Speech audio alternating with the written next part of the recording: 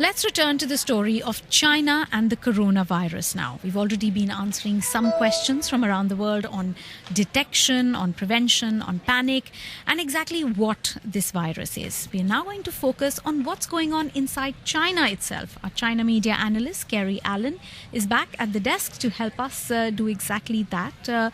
Welcome, Kerry. So now the authorities are recommending that no one travels in or out of Wuhan. Yes, but if you're looking at media coverage today, there isn't this idea of if people are stuck in Wuhan. On the contrary, I'm seeing a lot more propaganda campaigns promoting the health officials and health industry workers and how much they're doing to prevent and crack down on this. So this kind of negative angle is not being covered. On the contrary, today there's a lot of very gung-ho reporting and saying that, since Xi Jinping has said we're gonna do the best we can on this, and even though the figures are rising, by the day, we're nearly at 500 now confirmed cases, and there are now 9 deaths. Official media are very much saying this can be controlled. It's not another SARS. You don't need to panic. You can still have a good spring festival. So people reading about this, even though they're seeing, oh gosh, there's a case in this region, etc., they're feeling the positives, and they're saying, well, the health, people are working hard to try and prevent this, and it may just go away. Always fascinating to get your insight on what's actually being said on the ground. Now, we've also made an effort to reach out to someone living in Wuhan, a city of around 9 million people, and we wanted to understand how they were feeling. He is an international student there. So most of us are staying in our rooms. We don't want to go out. And I am traveling to the Netherlands on Friday. And I'm afraid because of the surveillance and everything I need to go through because of the stigma with people coming from Wuhan and all that. And we are also very alarmed because we think the Chinese authorities are not really telling us what is happening. We have to usually find out from what is happening from the Western media. Because we first heard about this in November, that is almost like 3 months now. Or 2 months now, but they told us it's just pneumonia and they've got everything under control. And up to now, things are escalating. What did you hear of in November? No, in November, there was a report of an outbreak of pneumonia in Wuhan. Yeah, so we started reading about it on Weibo, on WeChat, and other Chinese social media. And what did you find out? Yeah, so now we started asking questions, and indeed there was pneumonia outbreak in Wuhan in a part called Hankou. So now we were told not to be alarmed because it is pneumonia and it is under control. So we thought everything was under control because people living in China are not new to respiratory diseases because of the high levels of pollution. So like flu and cold are something that is very common here. Pneumonia and bronchitis. So we thought, it's one of those things. So is it the authority, when you raised these concerns, who told you and who sort of assuaged your fears? Was it university authorities? Yeah, university authorities. Okay. Because China here, communication is very, very, you have to be very careful about who you talk to as a foreigner. And why do you say that? Yeah, because there's high censorship here. And do you think you'd be allowed to travel because the government has been asking residents of Wuhan to stay so that the infection doesn't spread in any form or manner? No, I think there will be no restrictions because now there are various surveillance checks at the airport that people who want to travel out have to go through. But we are advised generally to remain indoors. And what is quite interesting is that other provinces in China are advising people in their cities not to invite friends or family members from Wuhan. So that is something quite discriminatory as well. We all understand that movements should be restricted, but not to the point of not even inviting friends and family because it's Chinese New Year. Chinese New Year is just, I think, starting from Saturday. So there will be a lot of traveling within China, especially among the Chinese nationals.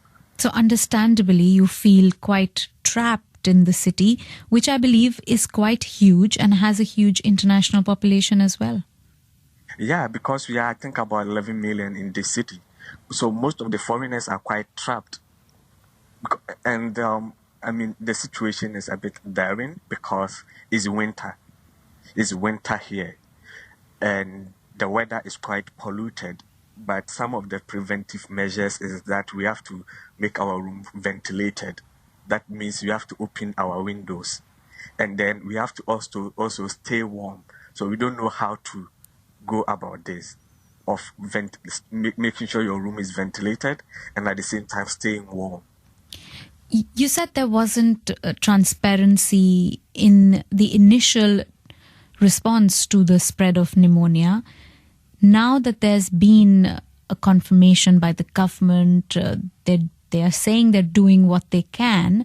Do you feel you have enough information and tools, maybe about face masks and other places you can access if you had any doubts, if you were falling sick? Yeah, I think the government indeed is doing the best within it means. Even in our university, they are now giving us free clinical face mask freely to the international student, that anybody can just walk to them to access it. Yeah, of course, in the beginning, they were not forthcoming with information, but now everybody knows what is happening here. Just that we have to be very careful about where we go and who we talk to or interact with. Yeah, but from what I know personally, the authorities are doing their best to contain or control the disease or the virus. But you must be concerned because it's hard to know who has been infected when you're out in public spaces. Yeah, but me personally, since it became public, I've limited my movement from my room to the kitchen. I've stocked my fridge. So the only time I'll be stepping out is Friday when I'm heading to the airport. And I'm going by Uber. We call it here Didi. Yeah, so most international students, they have taken the decision to remain in their rooms as much as they can to limit contact with people outside. I can almost sense a panic from that kind of strategy and experience. Is it something only international students are doing, or is that happening throughout the city? Does it have a deserted look?